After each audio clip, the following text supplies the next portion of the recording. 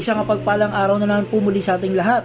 Panibagong buhay, panibagong araw, pag-asa at hininga, pinagkaloob sa atin ng Panginoon.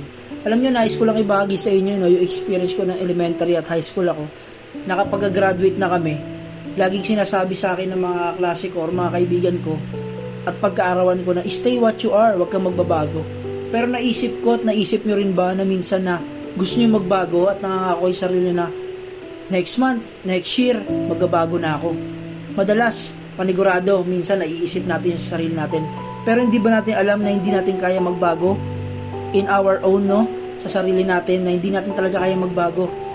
Kung ano man yung gagawin natin, o ano man yung magiging desisyon natin, o pag-uugali natin, ay hindi natin kaya ang baguhin o magbago lang sa atin lang.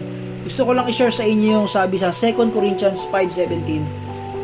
Therefore, if anyone is in Christ, the new creation has come, the old has gone, the new is here. Doon ko nakita at nalaman na tanging ang Panginoong Hesus lang pala ang siyang makakapagpabago sa ating buhay. Kasi may dalawang pagbabago. May pangit na pagbabago at magandang pagbabago sa buhay natin. At syempre, ang gusto natin is yung magandang pagbabago. 'Di ba? Tulad na dati kang nagmumura, hindi ka na nagmumura.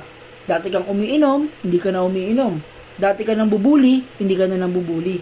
Ayan yung isa sa pinaka mga magagandang pagbabago sa buhay natin.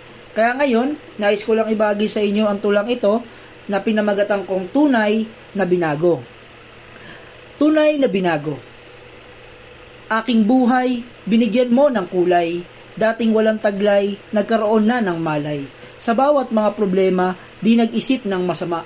Ika'y laging kasama, presensya mo'y nadarama. Walang ibang masandalan, lubos ko itong naunawaan. Ikaw lang ang malalapitan sa panahon ng pangangailangan. Ako'y nagpapasalamat, biyaya mo'y laging sapat. Tunay ka't nararapat na purihin ng lahat.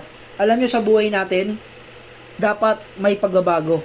Ito yung pagbabago na kung saan nagmula kay Kristo, yung pagbabago na kung saan lagi kang lumalapit sa Kanya, at yung buhay mo ay lagi na nakadepende sa Kanya, hindi na sa kakayanan natin, bagkus sa kakayanan ng Panginoon na kaya niyang gawin sa buhay natin. Maraming salamat sa pakikinig. Pagpalain ka ng Panginoon, mag-iingat ka palagi. To God be all the glory.